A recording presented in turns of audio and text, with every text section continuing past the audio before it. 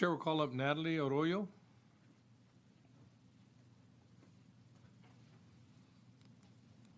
So Arroyo, you can give us your complete name, who you're with, and your stance. Great. My name is Natalie Arroyo. I am here on behalf of the AHA Foundation, but also as a mother in Texas and a lifelong Texan. I just want to thank you guys for hearing me speak about this really important issue, and thank you to Representative Rosenthal for his leadership. Like I mentioned, I work at the AHA Foundation, and we are a nonprofit founded by a survivor of forced marriage, and we work to end child forced marriage and other harmful practices in the U.S. And this does include fielding requests of assistance from forced marriage survivors, including minors. As Representative Rosenthal mentioned, under the current state law, the age required to marry is 18, but there is a loophole that allows emancipated 16 and 17-year-olds to get married with parental and judicial approval. As he mentioned, 41,774 children were married in Texas between 2000 and 2018, and 96% of those were girls wed to adult men, which is what we see very frequently. Even after the current law went into effect, preliminary state data shows that at least one minor was married in 2018, proving that child marriage is still happening in Texas, and HB924 will keep the marriage age at 18 and close this one remaining loophole. Marriage before the age of 18 is a human rights abuse. It destroys nearly every aspect of a girl's lives, including health, education, and economic opportunities.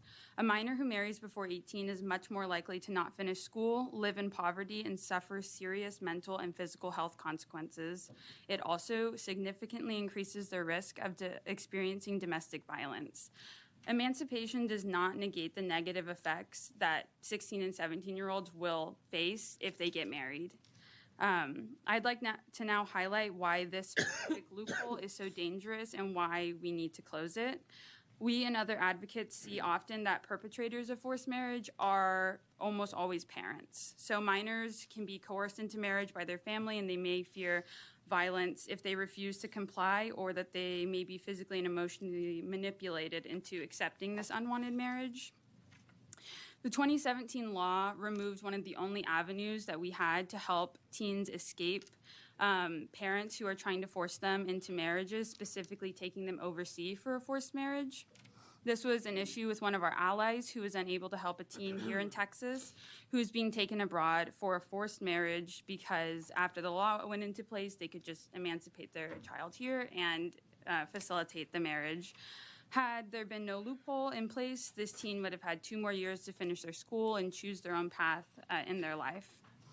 This loophole undermines our statutory rape laws. Sex with a 16-year-old is a crime if the perpetrator is more than 3 years older than the minor, unless the perpetrator first marries the minor. A marriage license in this case is a get-out-of-jail-free card for the would-be child rapist, and I don't think that's a great reason we should be emancipating children in Texas.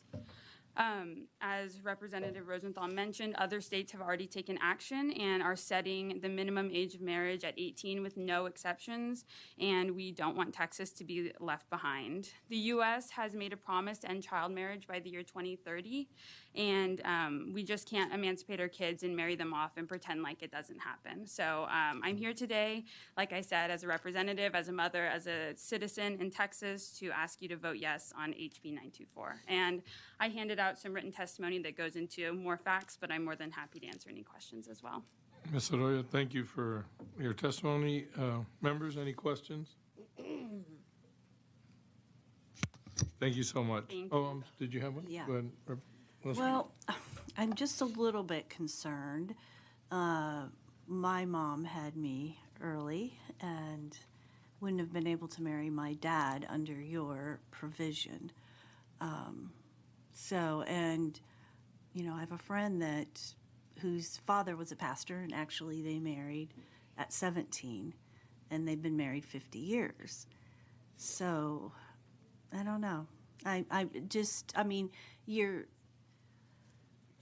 When you create that, you're also prohibiting people who are not in an abusive situation or not being forced, but want to get married and want to get married with good reason, like me.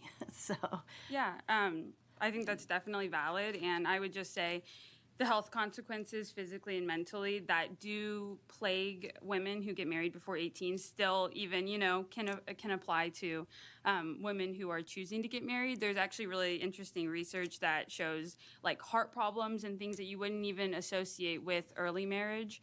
But in all honesty, the way that I feel is I also have anecdotal stories of people who, got married and had really terrible endings. There's a woman named Sherry Johnson who was forced to get married at the age of 8 because a minister at her church raped her and she became pregnant. And so police began investigating, and unfortunately they decided to go down this avenue, which even they shopped different courts. So a judge said, no, I'm not going to allow this to happen. And so they just went to a different courthouse in Florida. So I definitely think that, in the past we've allowed this, and like you're saying, it's not always a case of abuse, but from my perspective, I think, unfortunately, if some people have to wait another year to enter into a relationship that they want to legally, I think I'm willing to let that go in order to protect, children who may be in this situation and aren't. What is the age in Texas Right now, with it's parental permission? you have to be emancipated 16 and 16 and 17-year-old. Yeah, 17, so other than that, children under the age, the 2017 bill took care of that. Okay. But at AHA Foundation, we always push for no exceptions because we just want everyone to be able to make that decision for themselves. Okay, thank you. Thanks. All right, members, any other questions? Thank you, Ms. Arroyo, for your testimony.